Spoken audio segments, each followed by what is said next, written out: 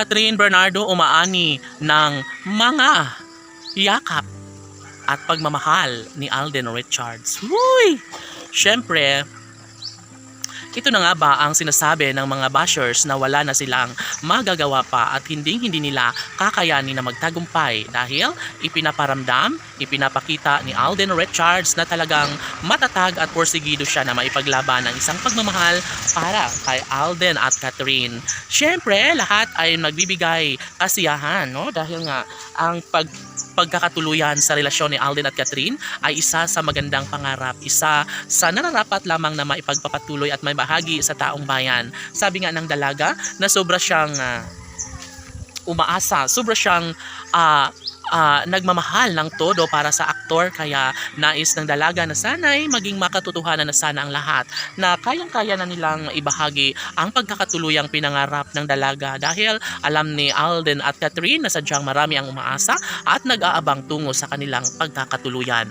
Hindi ba't ito lamang ang ibabahagi ni Alden Richards, no, na sana'y magiging makulay na ang kanilang buhay pag-ibig ni Catherine Bernardo dahil unang-una sa lahat magiging makatotohanan ng isang magandang pagkakataon kung tuluyan nga na maibahagi sa lahat ang pagkakatuluyang pinangarap para sa kanilang mga tagahanga. Malungkot ang buhay ni Catherine Bernardo nang wala sa kanyang tabi ang gwapong aktor na si Alden Richards, kaya dapat na wag nang tigilan pa ng binata kung anuman ang mas makapagbibigay kaligayahan sa pagkatao ni Catherine Bernardo. Tanging kasagutan at pagmamahal lamang ni Alden Richards ang makapagbibigay kaligayahan sa puso ng dalaga. Tanong ng mga netizens, posible nga kaya na maibahagi ang isang magandang pagkakataon gayong marami ang mga kumukontra sa kanilang mga plano sa ngalan ng kanilang pagmamahal ni Alden Richards at Catherine Bernardo? Maaari nga kaya na masilayan ng taong bayan ang isa sa kanilang pinakainaabangan, ang pag-iisang dibdib na siyang pinangarap ng taong bayan para kay Alden Richards at Catherine Bernardo?